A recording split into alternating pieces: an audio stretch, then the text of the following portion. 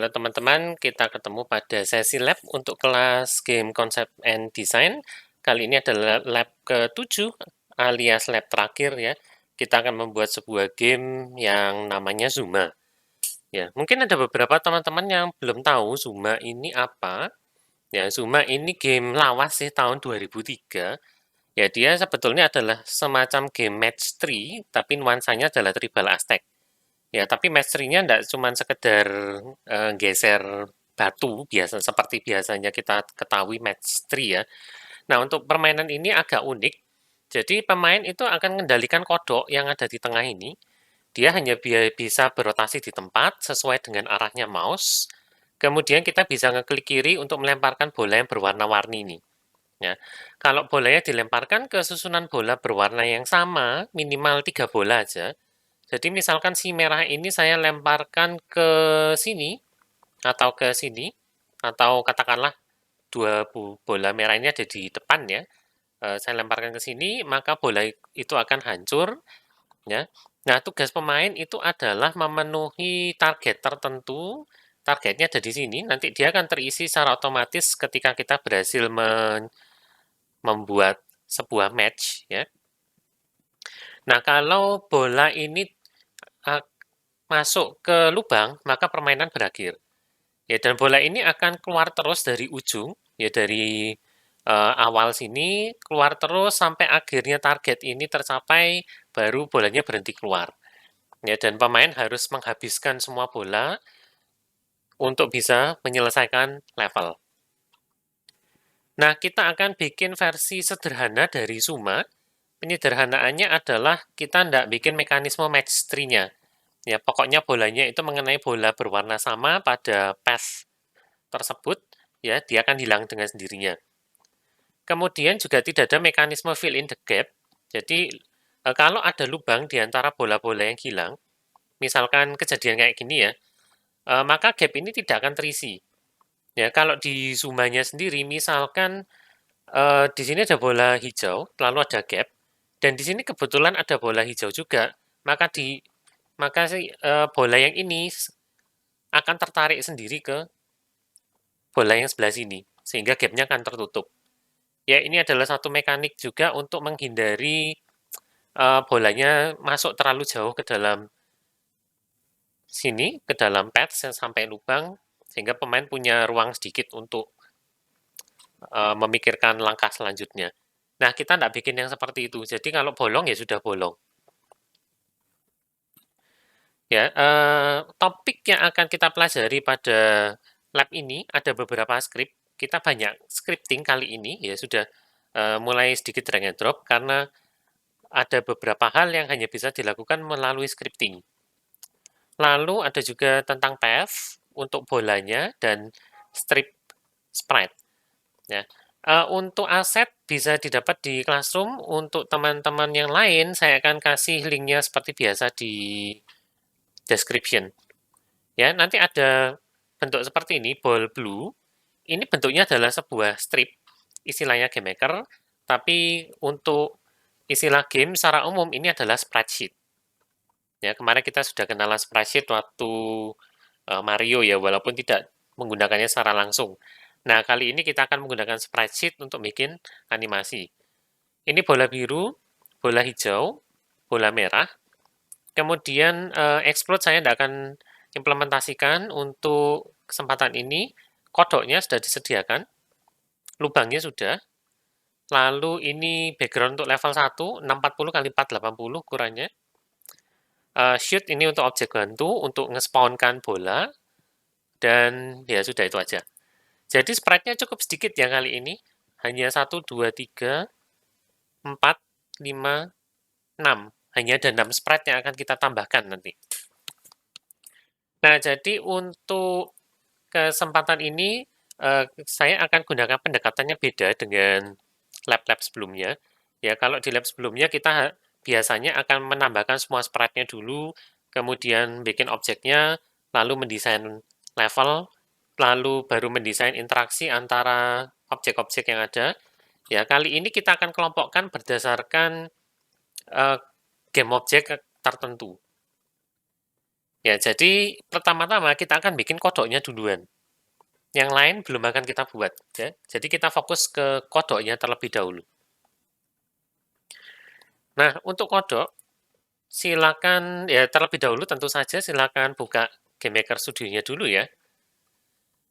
Lalu, kita tambahkan sprite seperti biasa. Ya, froggy.gif-nya sudah disediakan. Lalu remove background, originnya diganti ke tengah. Tapi nanti kita harus melakukan namanya edit sprite. Oke, lakukan itu deh. Masukkan sprite kodok. Saya harus cari dulu tempatnya. Oke, froggy gif, remove background, jangan lupa. Terus open. Origin, pindahkan ke center. Collision checking tidak usah, kita tidak akan melakukan pengecekan collision apapun terhadap kodoknya, tapi kita harus edit sprite kali ini. Kenapa? Karena kita mau bikin animasi. Ya, untuk bikin animasi, pilih menu animasi, kemudian pilih rotation sequence, lalu pilihlah yang counter clockwise. Kenapa counter clockwise? Karena untuk derajat pada GameMaker itu arah 0, 0 derajat itu ke arah kanan, kemudian dia berlawanan arah jarum jam nilainya positif. Sehingga arah 90 derajat itu ke atas, 180 ke kiri, dan 270 ke bawah. Ya, kita sudah pernah bahas derajat ini waktu membahas gravitasi ya. Waktu kita ngisi gravitasi, itu direction-nya kan 270. Ya, maka ini isikan atau pilih counter clockwise. Nah, lalu apa yang harus diisi? Ya, kita akan mengisi number of frame-nya itu adalah 36, sementara itu derajat perputarannya itu adalah 360.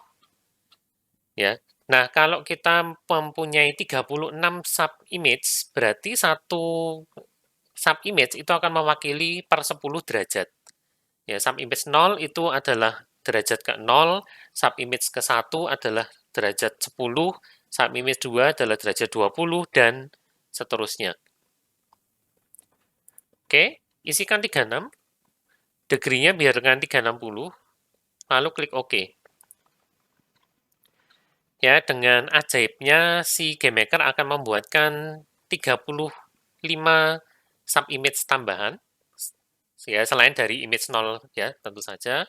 Kalau di preview, ya, maka kita bisa melihat bahwa kodoknya muter.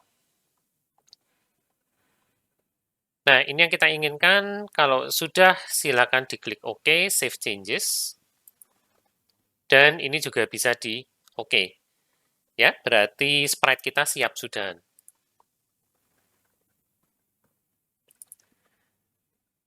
Nah, hasilnya ini, sprite ini akan dipakai untuk mengarahkan kodok sesuai dengan posisi mouse. Caranya gimana? Sebentar lagi. Ya, karena kodok harus menghadap ke mouse, maka kita hitung dulu arah hadapnya dari posisi dirinya sendiri menuju ke arahnya mouse. Kemudian kita harus mengganti sprite-nya sesuai dengan arah hadapnya. Nah, karena tiap sub-image tadi itu mewakili 10 derajat, maka indeks dari sub-image yang tepat, arah hadapnya betul, menghadap ke arah mouse, itu adalah arah hadap dibagi dengan 10. Nanti kita akan melakukan ini setiap step. Nah, oleh karena itu, buatkan objek kodoknya dulu. Objek, kemudian objek kodok beri nama. Sprite-nya tentu saja adalah sprite kodok. Lalu di event create, kita akan menghitung arah hadap yang sesuai, ya, persis dengan arah mouse-nya. Nah, kali ini kita harus menggunakan script, maka kita akan menggunakan action namanya execute code. Ya, itu ada di control. Kemudian di bagian code, ini ada execute code. Ya, simbolnya hanya kertas biasa seperti ini sih. Nah, silakan drag and drop. Kemudian nanti kita bisa menuliskan script kita di sini. Ya, script di GameMaker ditulis menggunakan bahasa GameMaker Scripting, GMS. Sorry, kok GMS itu nama nama aplikasinya ya, GameMaker Studio. Bahasanya adalah GML, ya, GameMaker Language. Kalau teman-teman ingin tahu nanti metode apa saja yang tersedia, bisa cek di help. Ya, di sini ada banyak sekali script yang bisa kita gunakan. Nah, GML Language Overview. Ya, ada if, ada while, do, dan seterusnya. Kita tidak akan bahas ini, nanti silakan pelajari sendiri. Bahasanya rada mirip dengan C++ atau C# secara standar ya. Jadi untuk scripting dasar itu mudah dilakukan. Ya, bagi yang sudah mengenal bahasa pemrograman tentu saja. Ya, yang belum mengenal bahasa pemrograman ya terpaksa belajar dulu. Ya, tapi secara prinsip tidak jauh beda dengan bahasa-bahasa yang lain. Oke, nanti semua metodenya silakan dilihat di help ya. Kita tidak akan nyentuh satu-satu karena banyak sekali. Nah, yang harus dilakukan di sini apa sekarang? Code-nya seperti ini. Ya, kita buat sebuah variabel namanya arah.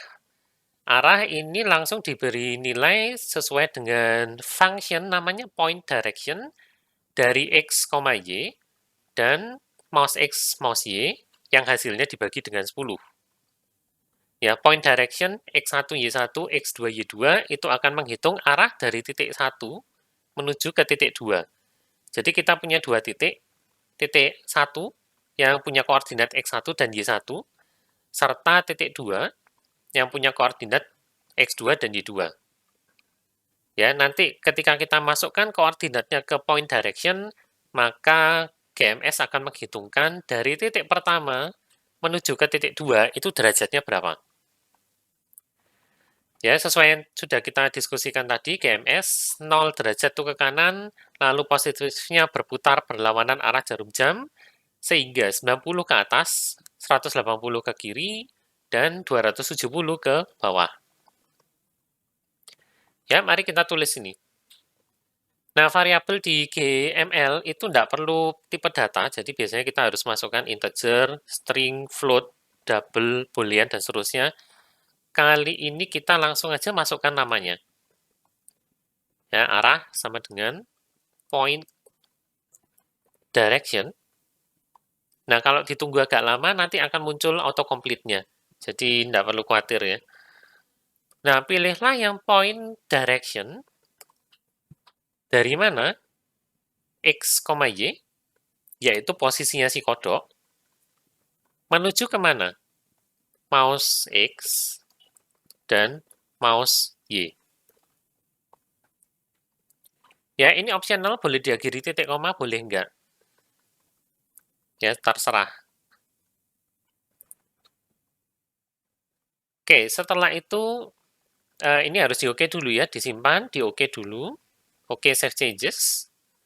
Setelah itu kita duplicate ini untuk event step. Duplicate, step. Dan kita bisa lakukan di step. Kalau mau, boleh juga dilakukan di bikin step ya, tapi di slide kita akan lakukan aja di step.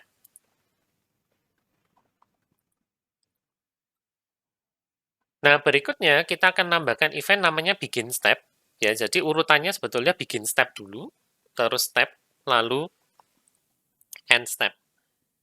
Ya, pada begin step, kita akan menambahkan action untuk mengganti sprite sesuai nilai dari variabel arah yang sudah kita hitung sebelumnya. Ya, jadi di begin step,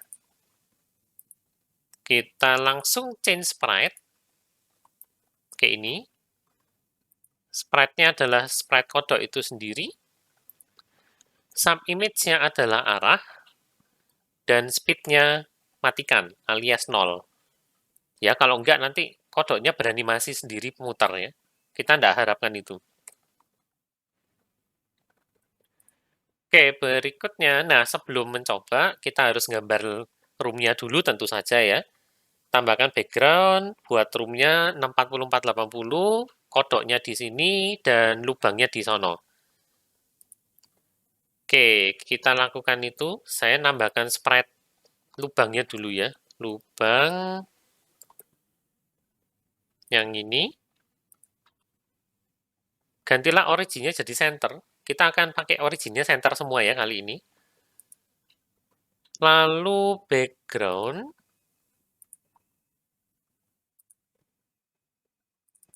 Backgroundnya adalah Zuma level 1. Ya, cuman ada satu level sih di sini. Ya, ini level 1. Background level 1. Lalu buatkan room dengan ukurannya 640 kali 480.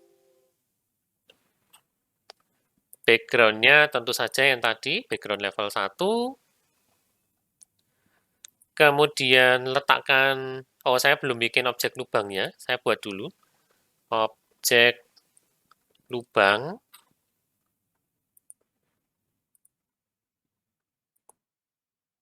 Ya, kemudian kodoknya silakan diletakkan di sini. Ya, kalau kesulitan pakai Alt saja ya. Karena ini memang posisinya nggak terlalu pas sih. Oke, saya akan buat kira-kira dia di sini. Ya, pas ya kira-kira. Kemudian untuk lubangnya letakkan di sini. Ya, ini mungkin juga sedikit kurang pas, silakan dimodifikasi. Nah, levelnya kurang lebih sudah kelihatan. Ya, objek-objek yang ada by default cuma kodok sama lubangnya, bolanya nanti. Nah, kalau sudah, baru bisa kita tes. Harapannya adalah ketika gamenya dijalankan, nah rotasinya keliru sepertinya ya. Mau saya di sini, tapi dia tidak ngikut terhadap arah mouse-nya ya, dia berotasi sendiri. Oke, kita akan betulkan dulu. Apakah yang kira-kira kurang di sini ya? Nah, saya lupa bagi dengan angka 10 tadi. Oke, di objek kodok, waktu di-create, ini tidak dibagi 10. Ya, kita harus ingat untuk membagi arah ini dengan berapa derajat yang diwakili oleh satu subimage. Dalam hal ini tadi kita dapatnya adalah 10. Dari mana? 360 dibagi dengan jumlahnya subimage. Oke, saya tes sekali lagi. Mestinya sekarang kodok saya tiba-tiba ngadep ke arahnya mouse. Seharusnya, ya. Loh, ternyata ke sana.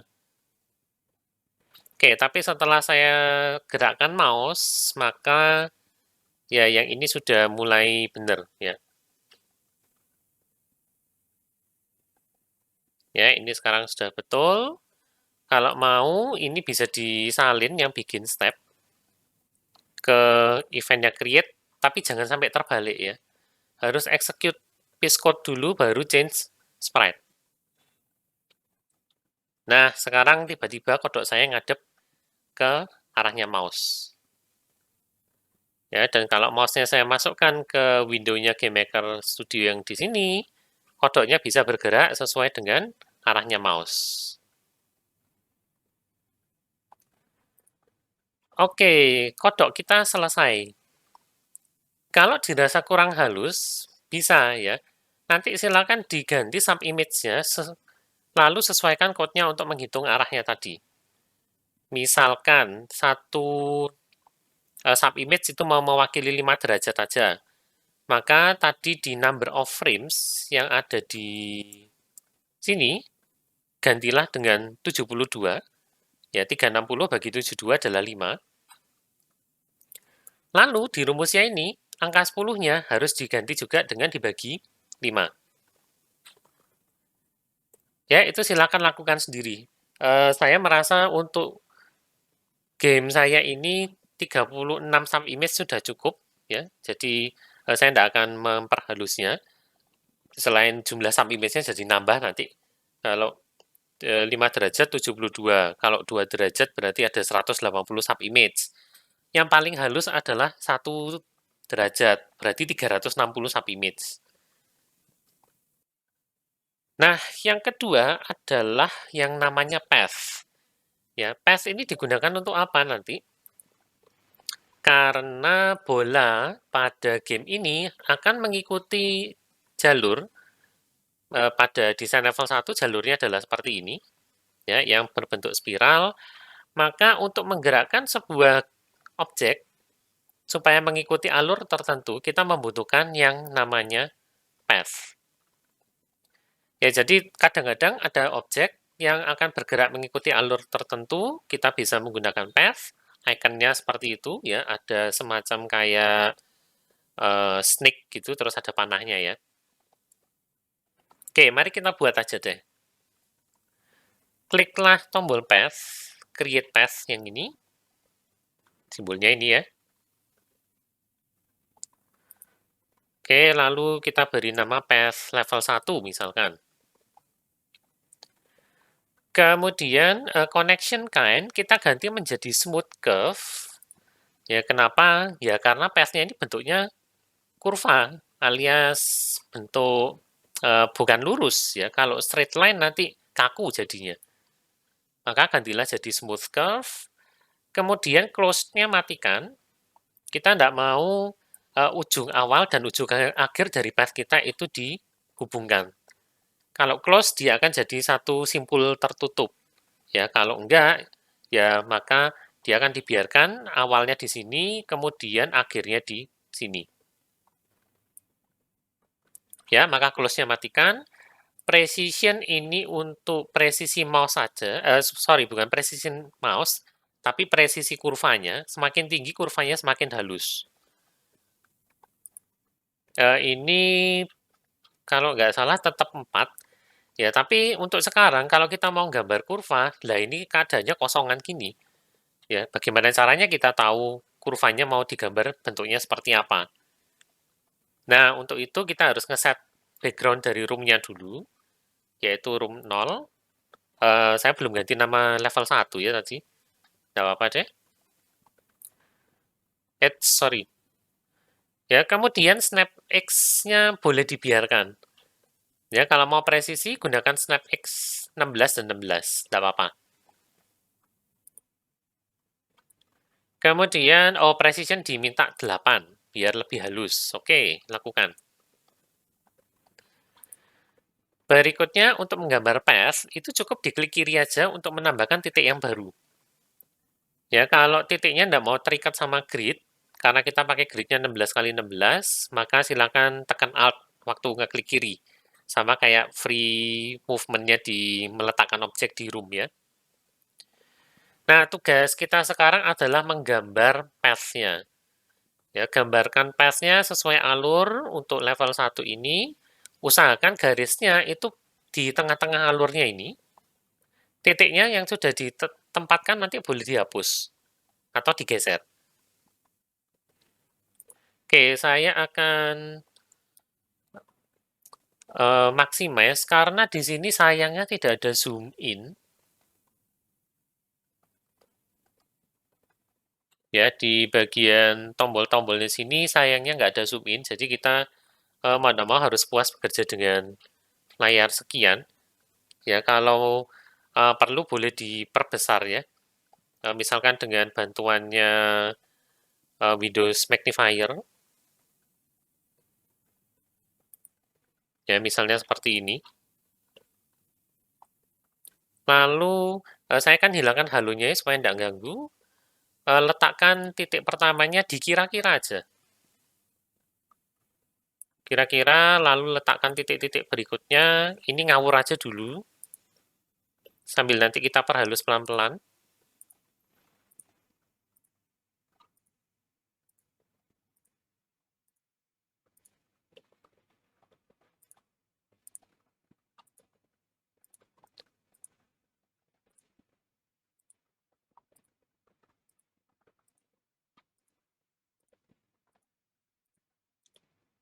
Oke, dikit lagi sampai, dan ya akhirnya sampai. Nah, dari titik-titik yang ada ini, usahakan tempatnya kira-kira di tengah-tengah. Garisnya ya, garis yang tercipta itu usahakan di tengah-tengah, digeser sedemikian rupa, karena bolanya sudah ukurannya persis dengan pad ini. Ya, sehingga kalau padnya melenceng, nanti bolanya kelihatan sedikit keluar dari pad. Nah, untuk seperti ini mungkin semakin banyak titiknya itu semakin baik ya.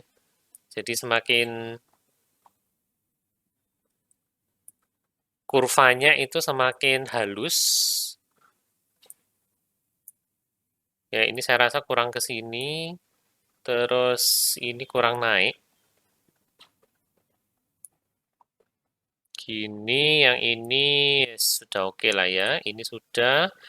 Yang ini kurang. Ini kurang. Ini terlalu dekat. Ini berarti bisa saya pindahkan sedikit ke sini. Supaya ini rada pindah ke sini.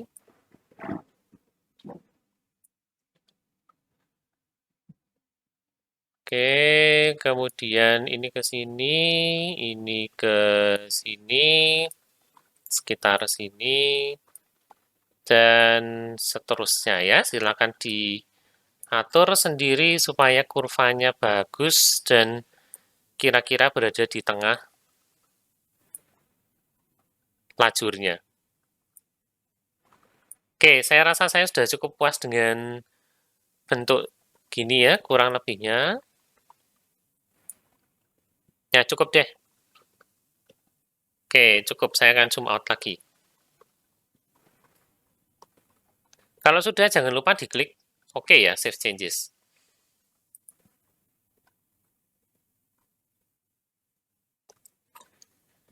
Nah, setelah menggambar kurva, apa yang perlu kita lakukan? Tentu saja bikin bolanya. Nah, membuat bola ini cukup berbeda dengan yang kemarin karena kita menggunakan spreadsheet. Ya. Kita akan membuat 3 bola, bola biru, bola merah, dan bola hijau. Ya, blue, green, red, atau kalau merasa aneh, red, green, blue aja deh ya. Gunakan blue, green, red. Sprite-nya, sayangnya untuk sprite-nya yang biru ini ukurannya beda. Jadi untuk ball blue chief itu 32 kali 1504. Tapi yang green itu 32 kali 1600. Ya, jadi ada sekitar 100 pixel yang hilang. Ya, 96 pixel yang hilang. Untuk animasinya ball blue ini mungkin akan terlihat sedikit jengki karena hilang 3 frame. Ya, animasinya sebetulnya harusnya 50. Ya, totalnya 50 sub image. Tapi tidak apa-apa ya. Hanya yang biru aja. Oke, kita bikin yang biru dulu karena dia beda sendiri.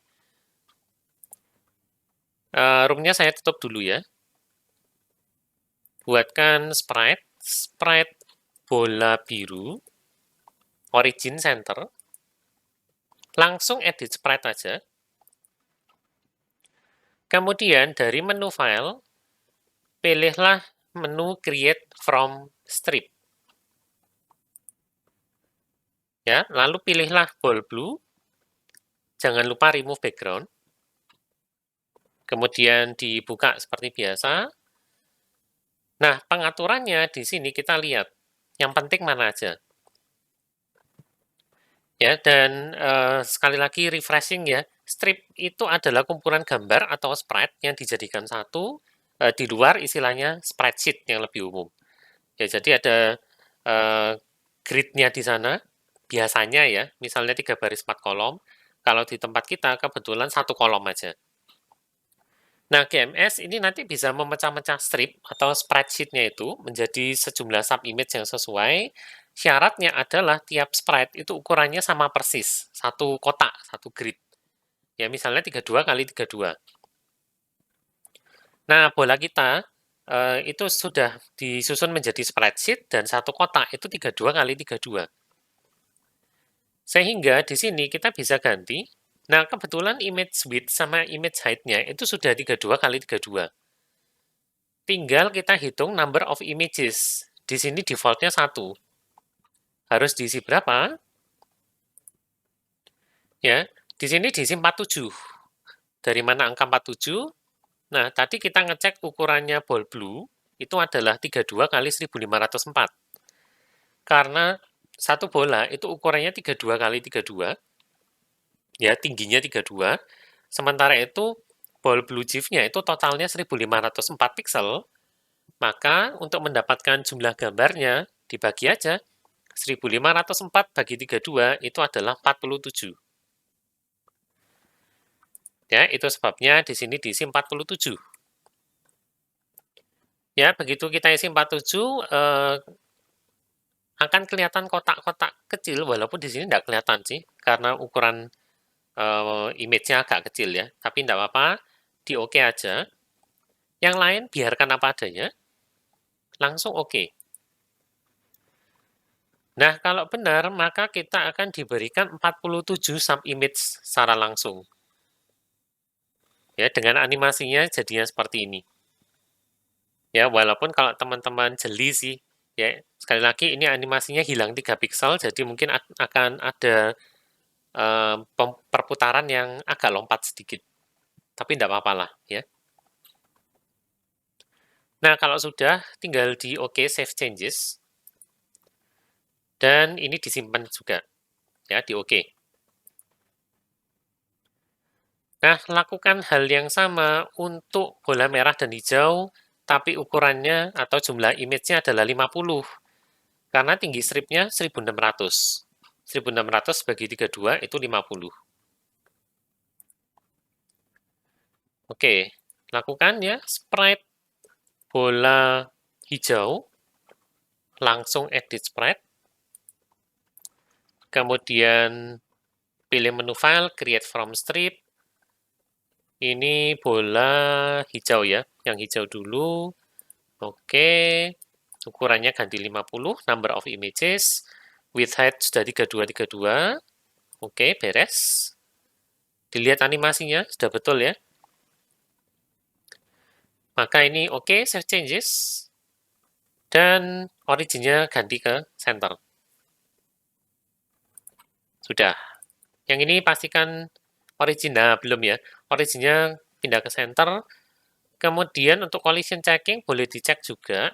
Tapi untuk game ini tidak terlalu krusial sih sebetulnya. Karena kebetulan bolanya juga padat, ya satu kotak. Jadi boleh dibiarkan, tidak usah call precise ya. Biarkan aja. Oke, terakhir lakukan hal yang sama untuk bola merah. Edit sprite, file, create from strip, pilih ball red GIF, buka, tidak perlu ganti apapun, langsung oke. Cek dulu animasinya, ya harusnya betul, maka ini bisa disimpan, origin pindah center, dan terakhir sprite-nya sendiri kita save. Oke. Nah, sprite-nya sudah siap untuk bola. Sekarang kita akan bikin objeknya. Silakan buat 3 buah objek untuk masing-masing bola. Ya, bola merah, bola hijau, dan bola biru. Silakan diatur solid.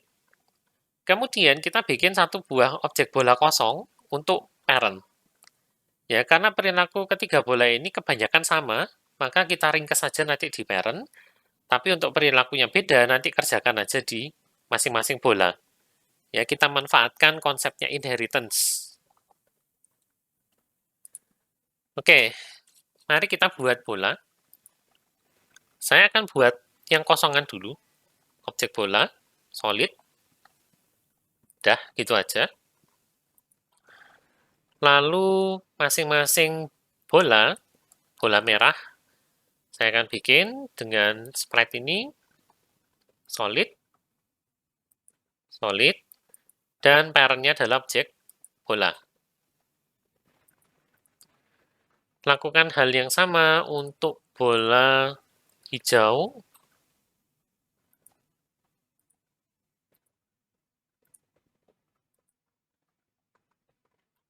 dan bola biru.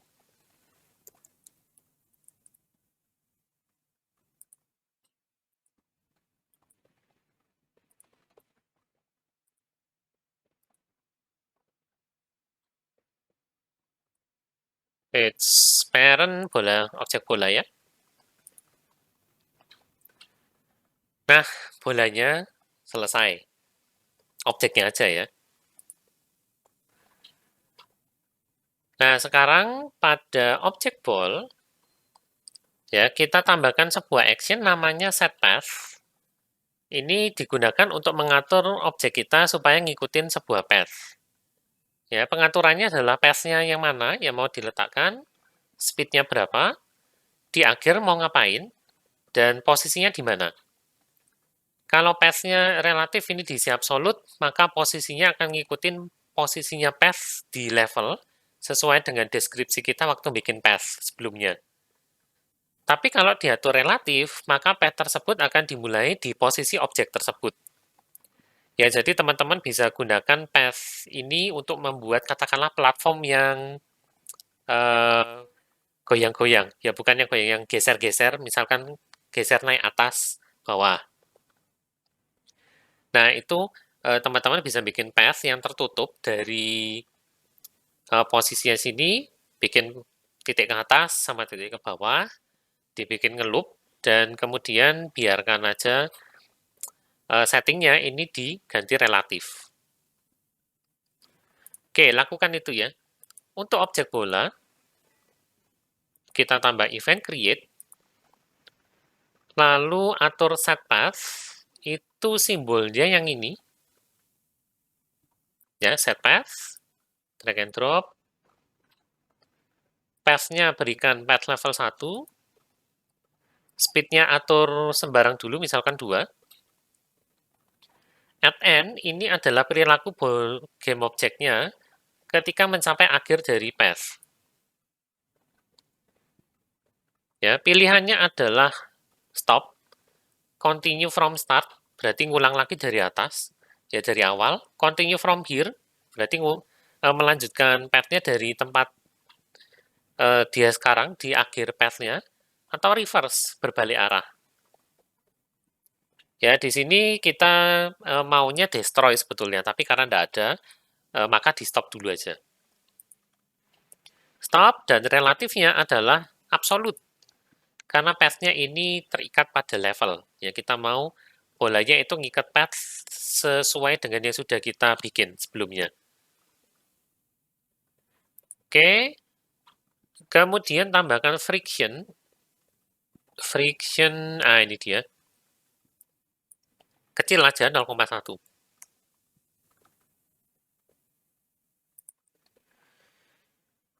Nah, kemudian kita tambahkan sebuah event baru, namanya endPath, ya, supaya memori pemain itu tidak habis, karena bola yang sudah masuk lubang itu tetap berada di layar, ya, nambah-nambahin memori, dia kan tidak perlu, tidak penting sebetulnya. Maka untuk bola yang sudah sampai path, di ujung, ya di akhir path, kita akan hapus bolanya. Oke, tambahkan event, other, kemudian end of path, maka kita destroy dirinya. Ya, destroy self. Nah, itu persiapan untuk bolanya. Sekarang, masalahnya kita kan harus munculkan si bolanya ini secara dinamis. Ya. Nah, untuk memunculkan bola, kita akan menggunakan objek bantu, kita beri nama shoot. Objek bantu ini digunakan untuk menandai lokasi munculnya bola di awal path. Ya, sekaligus kita gunakan sebagai ball generator nanti. Gunakan sprite shoot.gif, ganti origin di center, sementara biarkan visible. Oke, kita tambahkan sprite shoot-nya dulu. Ya, ini sprite apapun sebetulnya. Diusahakan tapi bentuknya lingkaran. Originnya pindah ke center. Oke. Lalu buatkan game objeknya. Objek shoot. dengan sprite-nya adalah sprite shoot, sementara biarkan visible. Kemudian kita harus meletakkan objek shoot-nya ini persis di awal path. Ya, aturlah dia sehingga kurang lebih berada di tengah-tengah titik awalnya path. Kalau kesulitan, kita letakkan aja si objek shoot-nya duluan, terus balik ke path, kita ganti titik awalnya itu supaya persis di tengah-tengah objek shoot. Ya, kenapa gitu? Karena di sini kita nggak tahu path-nya di mana. Ya, jadi ya kita balik dengan terpaksa, objek shoot-nya ditaruh duluan. Ya, misalkan saya perkirakan di sini posisinya. Lalu pada definisi path, itu kita cocokkan. Oke, saya zoom ya. Nah, di sini kira-kira kebetulan kayaknya pas sih, tapi coba saya geser sedikit ke sini. Ya, sehingga kira-kira titik awalnya itu sama dengan titik tengahnya si objek shoot. Ya, kira-kira sama sudah.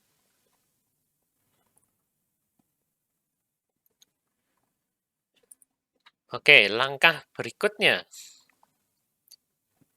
Ya, kita akan mulai membuat logiknya untuk spawner kita. Di sini namanya shoot, nggak apa-apa deh.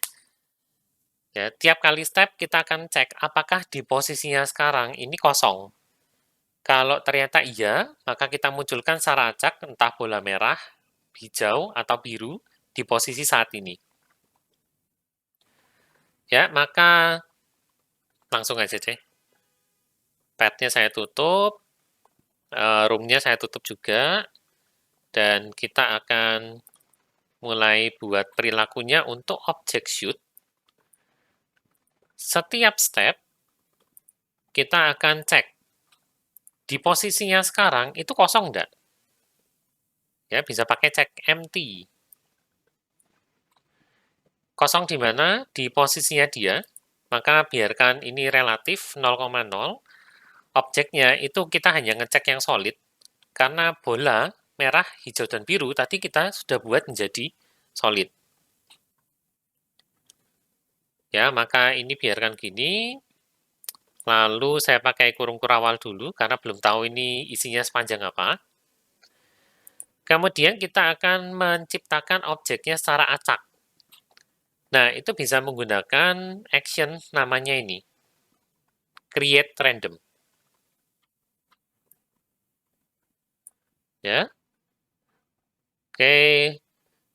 Kita bikin objek pertama misalkan merah, keduanya hijau, ketiganya biru. Posisinya di mana? 0,0 relatif. Ya, centang, oke, dan objek shoot kita selesai, bola-bolanya sudah disiapkan, waktunya tes.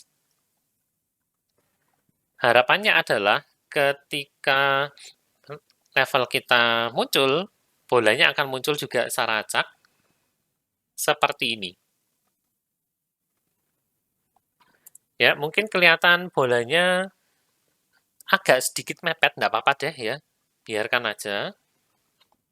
Saya rasa ini bola-bola saya sudah cukup rapi. Dan untuk ngetes apakah posisinya itu sudah tepat berada pada lajurnya, saya akan percepat dulu untuk kecepatan bolanya.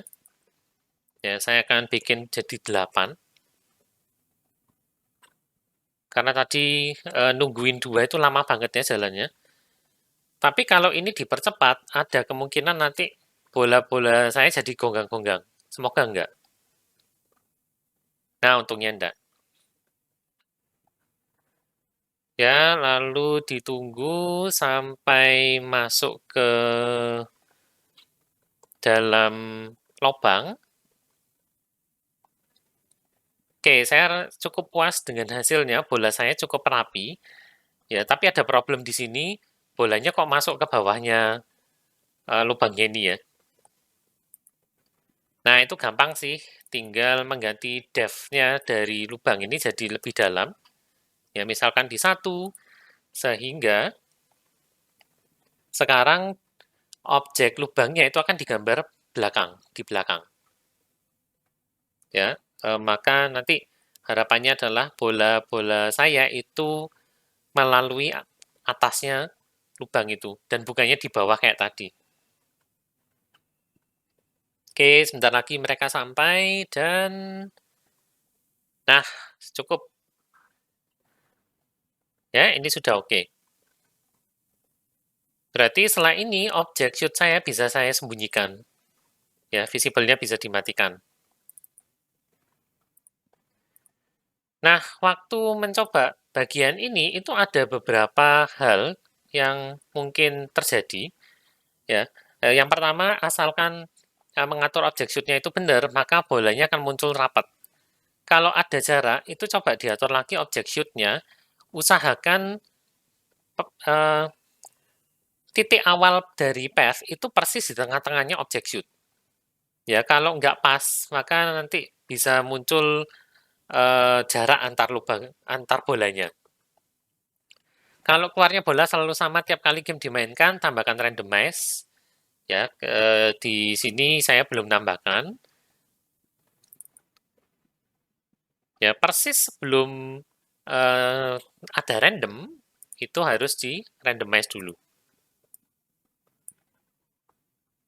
Randomize. Supaya bolanya betul-betul diacak warnanya. Ya, kemudian bolanya di bawah hole kita sudah buat. Ya, depth-nya dari objek hole, objek lubang jadi 1 sekarang. Kalau sudah, objek shoot-nya dibuat invisible. Ya, itu juga sudah. Nah, berikutnya kita akan buat peluru dari kodoknya, supaya kodoknya bisa menghancurkan bola-bola yang menghampiri. Nah, pelurunya ini warnanya sama dengan bola. Kita akan gunakan untuk menghilangkan bola dari path. Waktu diklik kiri, maka peluru warna tertentu akan muncul dari mulutnya si kodok dan bergerak ke arahnya mouse saat itu. Ya, pemain bisa memilih warna peluru nanti dengan klik kanan. Urutannya bebas. Untuk saat ini kita tetapkan urutannya merah, hijau, biru. Ya, jadi by default kalau diklik kiri yang muncul adalah peluru merah. Kalau diklik kanan ganti hijau. Diklik kanan lagi ganti biru. Nah, untuk objek peluru, karena ini gambarnya sama dengan objek bola, kita langsung buatkan 3 buah objek peluru. Nah, ini boleh juga teman-teman bikinkan objek peluru kosong sebagai parent. Ya, sama seperti bola. Oke, maka saya akan coba ya menggunakan objek parent. Objek peluru, boleh dibuat solid, boleh enggak, bebas.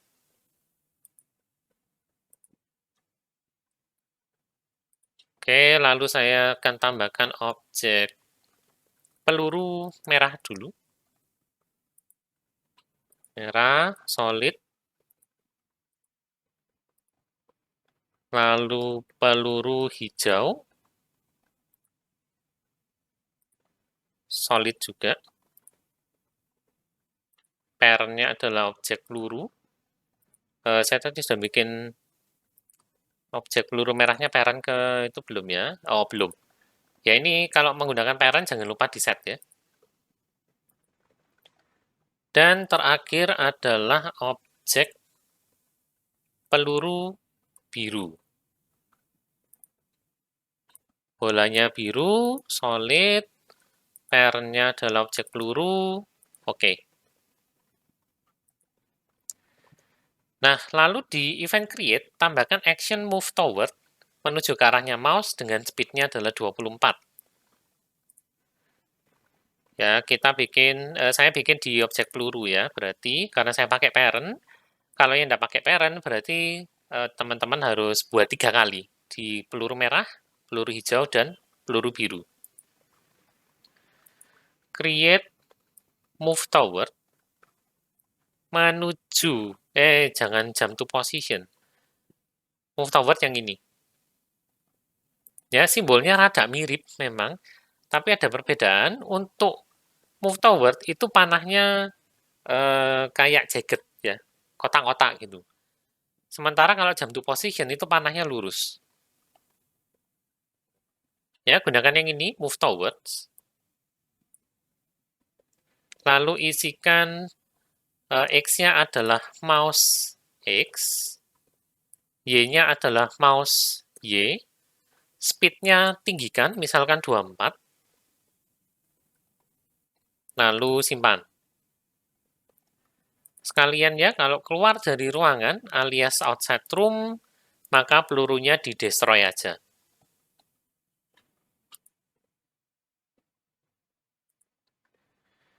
Nah, sekarang nembakkan peluru. Kita harus melakukan ini di objek kodok. Objek kodok.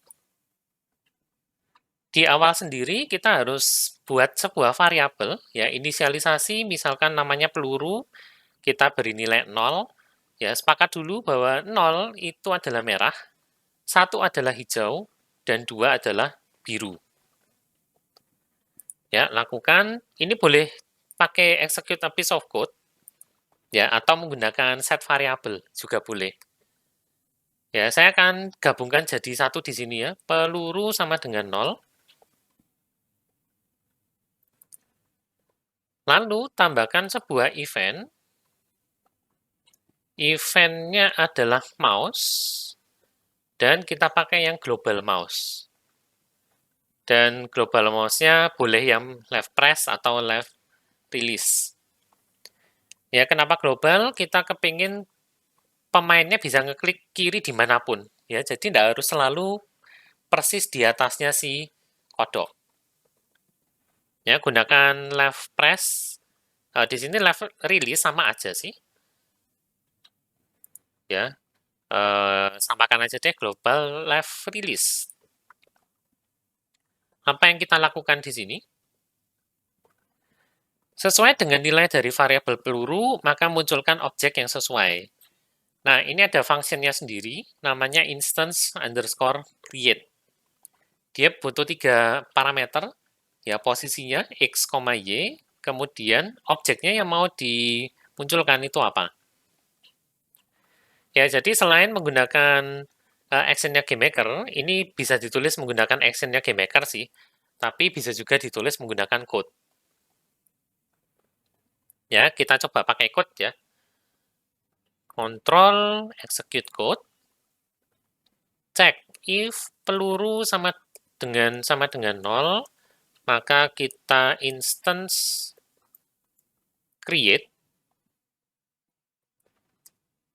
posisinya di mana x, y, dan yang mau kita munculkan adalah objek peluru merah. Else if peluru sama dengan 1, maka instance create xy objek peluru hijau. Else, ya selama kita menjamin peluru itu nilainya 0, 1, 2, berarti peluru sama dengan 2-nya bisa pakai else ya. Instance create xy objek peluru biru. Dan saya pakai titik koma aja deh ya. Nah, ini yang kita gunakan untuk memunculkan peluru yang sesuai. Oke, kita tes sekarang. Ya, harapannya nanti kalau pemainnya ngeklik kiri, maka akan muncul bola yang berwarna sesuai dengan keadaan sekarang, merah. Klik kanan belum ya, belum jadi, karena kita belum membuat pergantiannya. Dan kalau teman-teman lihat, ini pelurunya seolah-olah keluar dari bawah. Ya, berarti objek kodoknya boleh kita naikkan depth-nya, supaya di atasnya sekarang kita bisa menggambarkan pelurunya. Nah, seperti ini. Kan seolah-olah kayak keluar dari mulutnya ya. Kalau yang tadi keluarnya dari alas kakinya si kodoknya. Nah, tinggal yang bagian biru ya, bola yang hijau sama biru gimana sekarang?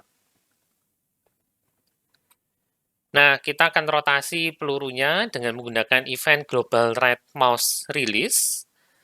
Ya, lalu tinggal tambahkan kode ini. Peluru adalah peluru yang ditambah 1, kemudian dimodulus 3. Nah, kenapa dimodulus 3? Karena kita kepingin hasilnya itu hanya dari 0, 1, sampai 2. Nah, hasilnya pembagian 3, sisanya itu kan kemungkinannya cuma 0, 1, dan 2. Ya, makanya ini dimodulus 3. Jadi kita nggak perlu repot-repot ngecek if peluru sama dengan 3, peluru sama dengan 0. Nggak usah. Ya, kerjakan aja operator modulus, hasilnya ini pasti kalau bukan 0, 1, ya 2. Oke, tambahkan global mouse right release, execute code lagi, peluru sama dengan peluru yang kita tambah 1, hasilnya di persen 3. Ya, modulus itu sisa hasil bagi. Lalu langsung tes. Ya, harapannya adalah kalau kita klik kanan, bola yang keluar ganti ya. Oke, klik kanan. Hijau. Klik kanan lagi. Error. Nah, kalau ada error, itu biasanya kita akan diberikan seperti ini. Ya, kita akan diberikan seperti ini, akan diberitahu bahwa kesalahannya ada di global left button release. Ini kita harus abort. Berarti di sini peluru birunya salah nama ternyata, makanya ini warnanya kok tidak merah sendiri. Ya, di tempat saya namanya ternyata objek 1 peluru biru. Oke, saya rename dulu. Nah, sekarang di sini merah, jadi benar. Ya, kalau dicoba kali ini harapannya adalah kalau diklik kanan saat bola yang keluar sekarang adalah hijau, maka dia jadi biru. Nah, kalau diklik kanan lagi dari biru, maka dia jadi merah. Ya, asik, rotasi bola kita sudah jadi nih. Ya, cuman problemnya adalah pemain itu tidak tahu sekarang yang aktif itu pelurunya warna apa. Ya, alangkah baiknya kalau ada petunjuk secara visual bahwa peluru yang aktif sekarang itu apa ya. Kalau di game Zuma yang asli, peluru yang aktif itu diletakkan di mulutnya kodok kayak gini. Ya, lingkarannya merah ini abaikan dulu aja. Ya, kita tidak bikin yang lingkaran ini. Nah, bisakah kita meniru gamenya Zuma seperti ini? Jadi, peluru yang aktif itu diletakkan di mulutnya si kodok. Ya, walaupun nanti bakal nutupin hidungnya, tapi ya sudahlah, tidak masalah ya.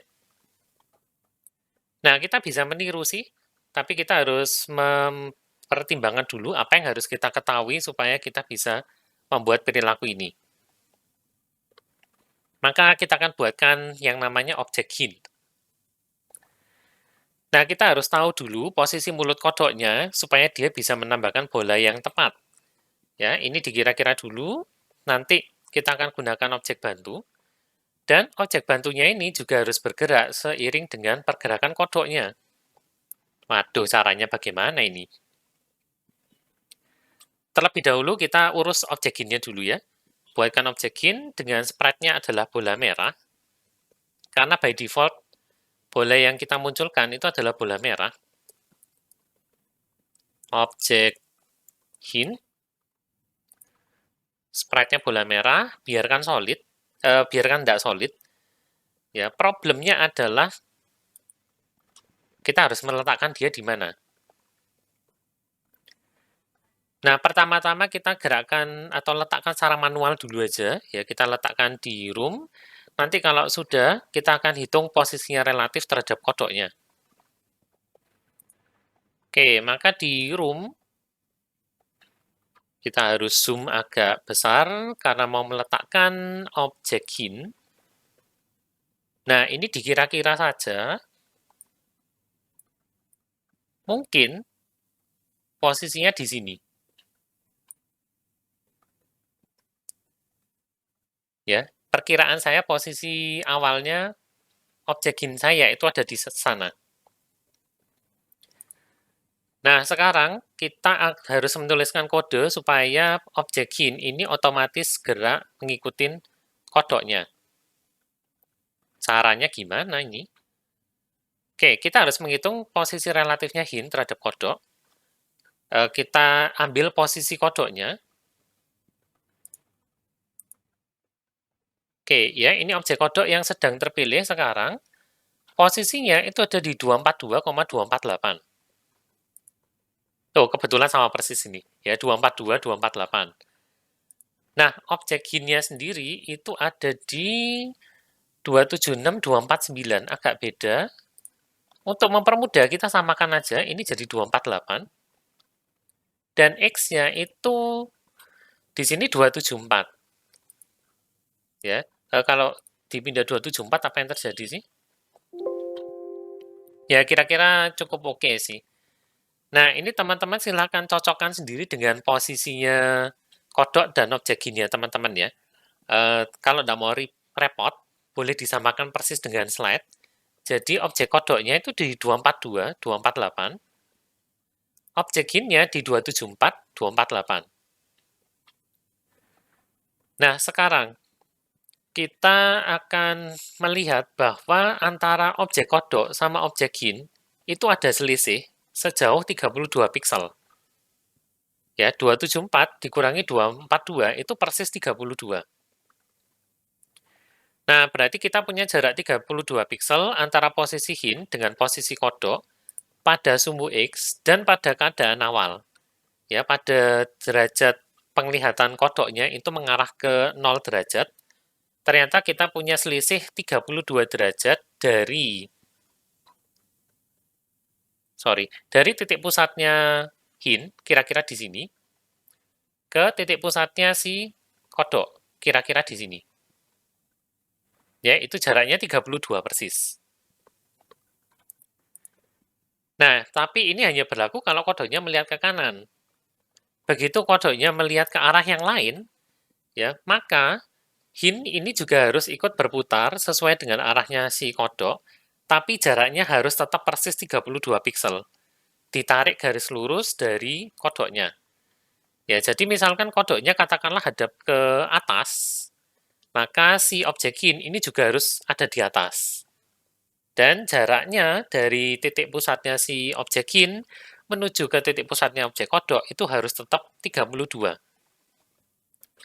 Nah, bagaimana caranya kita memastikan itu? Maka kita manfaatkan yang namanya trigonometri.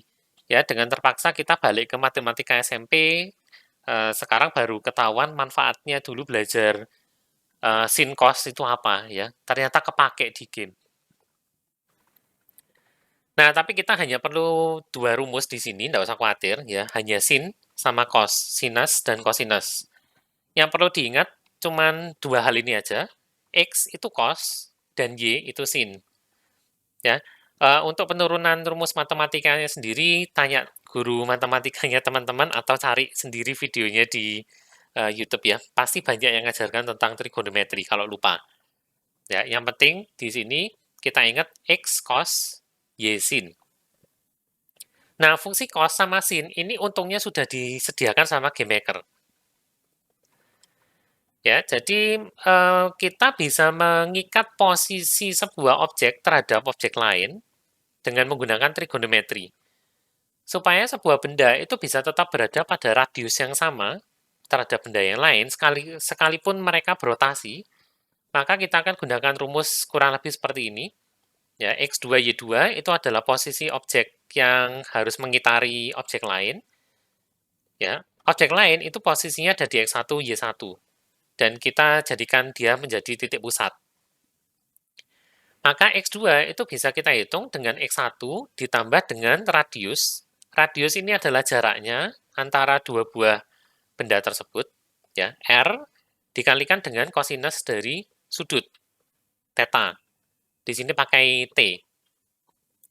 Dengan cara yang sama untuk koordinat Y-nya, Y2 sama dengan Y1 ditambah radiusnya, ya, R, tapi dikalikan dengan sinus theta. Nah, kalau di gambarnya sini, titik pusatnya ini kebetulan di 0,0, sehingga makanya di sini ditulis posisi titik ini adalah cos T dengan sin T. Tapi kalau titik pusatnya bukan di 0,0, maka kita harus nambahkan X1 dan Y1.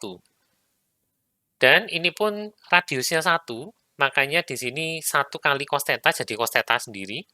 Sin theta kali 1 juga sin theta. Ya, tapi kalau ada radiusnya bukan 1, maka rumusnya berubah jadi yang sebelah kanan.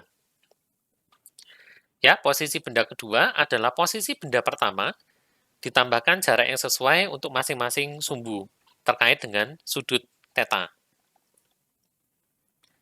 Nah, tapi ini menggunakan sudut atau menggunakan sumbu kartesian biasa. Ya, sumbu kartesius biasa yaitu X positif ke arah kanan dan Y positif ke arah atas. Masalahnya adalah sumbu Y-nya GMaker Studio ini terbalik. Ya, di GMS sumbu Y positifnya mengarah ke bawah. Maka rumusnya kita ganti. Ya, sekarang Y2 adalah Y1 dikurangi R sin theta. Nah, sudutnya dapat dari mana? Kita secara tidak sadar sudah pernah ngitung, tapi waktu itu kita ubah menjadi spread index. Ya, ingat kode ini arah sama dengan point direction XY mouse Y, tapi dibagi 10. Nah, ini kan ngitung spread index yang sesuai dengan arahnya. Kalau kita hilangkan bagi 10-nya, maka kita dapatlah derajat atau sudut pandang si objek kodok.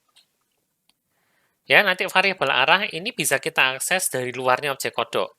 Karena untuk menghitung hint, ini kita mengerjakannya dihitung hint, di objek hint, padahal variabel arahnya ada di objek kodok. Nah, satu lagi trigonometri terakhir ya, sebelum kita mulai nulis code-nya. Tadi GMS itu minta sudut untuk fungsinya sin dan cos itu dalam radian. Ya, radian ini salah satu satuan untuk sudut. Masalahnya point direction ini mengembalikannya derajat, tidak sama satuannya ya. Kemungkinan besar teman-teman lupa caranya convert dari derajat ke radian atau sebaliknya radian ke derajat. Saya sendiri kadang juga lupa. Ya, untungnya sih GMS itu punya fungsi sendiri untuk mengubah derajat menjadi radian ya tanpa kita harus ngitung manual. Fungsinya namanya dec to rad. Nah, ini trigonometri terakhir ya. Setelah ini tidak ada lagi, tenang aja. Kita bisa mulai nulis code-nya seperti ini. Ya, tambahkan event step pada objek hint.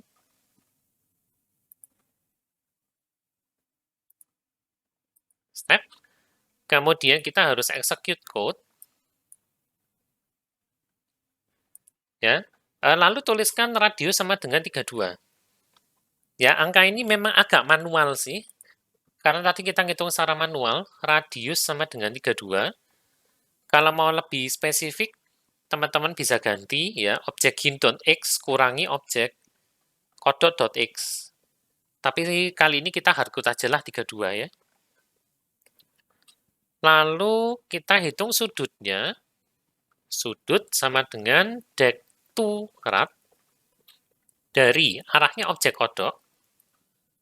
Nah, kita bisa mengakses variabel arah dari objek kodok ini sama persis kayak PBO. Ya, jadi nama objeknya dulu, lalu diikuti titik, baru nama variabelnya. Ya, objek kodok dot arah kita kalikan kembali dengan 10. Nah, dapat sudutnya. Maka sekarang kita bisa hitung X sama dengan objek kodok.x plus radius yang dikalikan kosinus sudut. Sementara itu Y adalah objek kodok .y dikurangi radius kalikan sin sudut. Oke, kita ketik ya.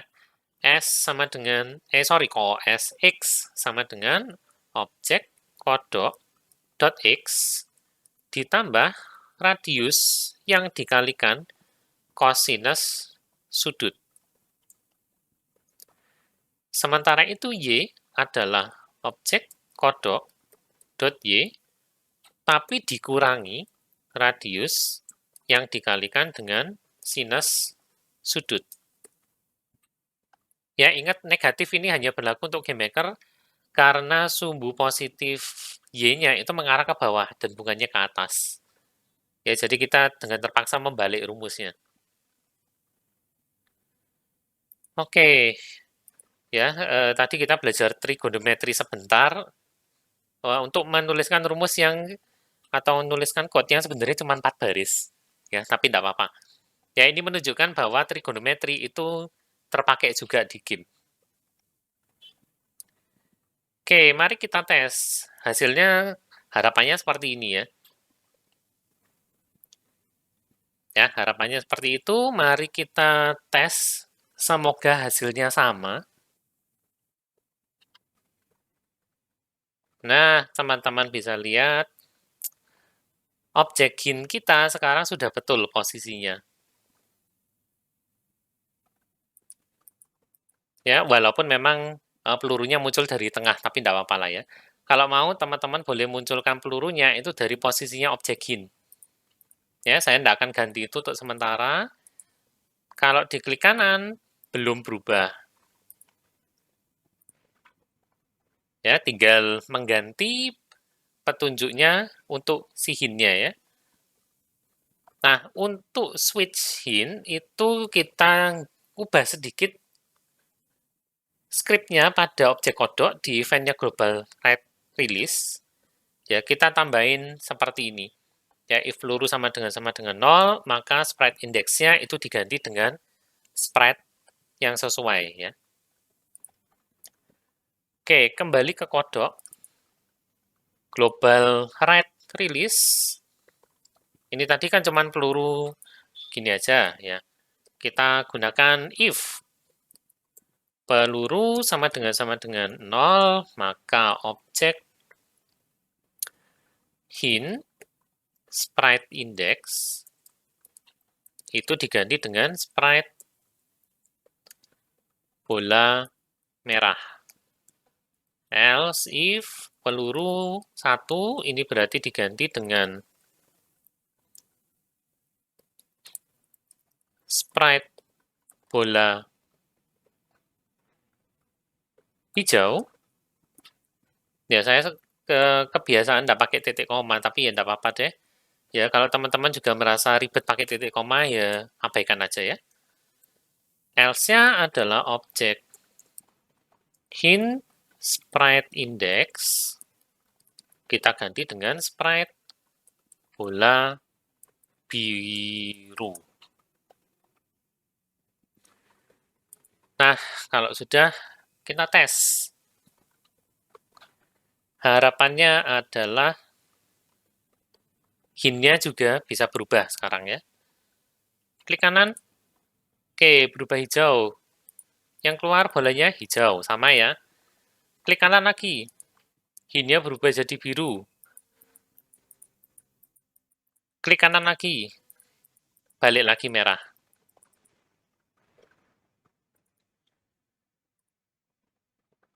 Oke, ya ini jika semuanya berjalan dengan baik, kita sudah mencobanya dan semuanya berjalan dengan baik sebagaimana mestinya.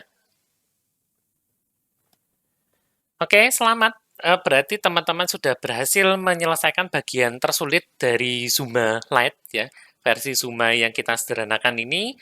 Sisanya dengan seluruh pengetahuan yang sudah teman-teman dapatkan selama 6 kali sesi lab, ya silakan kembangkan sendiri. Misalkan ledakannya, ya kalau pelurunya nabrak bola itu belum dibuat.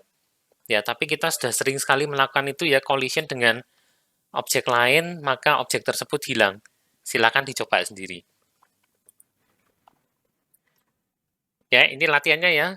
Buatlah ledakan kalau peluru mengenai bola yang sesuai, hitungkan skornya, skornya bebas, tambahkan juga musik dan efek suara. Silakan berkreasi. Nah, kalau itu sudah, saya punya beberapa tantangan nih. Ya, untuk membuat Zuma Light kita itu semakin mirip dengan Zuma aslinya. Tantangan yang pertama, pada waktu game Zuma itu dimainkan ya, pada level awal level, itu 3 detik pertama bola akan berjalan lebih cepat. Setelah itu semuanya akan jalan lambat dulu. Maksudnya gimana sih? Seperti ini. Ya, ini sekitar 3 detik, dia cepat. Kemudian tiba-tiba mereka semua kecepatannya berubah. Sekali lagi ya. Nah, ini awal, kemudian kira-kira 3 detik. Nah, semuanya kembali ke kecepatan standar. Tantangan kedua, begitu ada satu saja bola yang menyentuh lubang alias mencapai akhir dari path, maka dua hal yang perlu dilakukan, hentikan spawn bolanya, jadi tidak boleh ada lagi bola yang muncul, dan bola-bola tersebut yang sisanya akan bergerak dengan sangat cepat menuju akhir. Maksudnya seperti ini. Ya, perhatikan bola biru yang ada di sini. Begitu dia nyentuh lubang, maka di sini berhenti spawn bola, dan semuanya itu akan bergerak sangat cepat. Sekali lagi ya.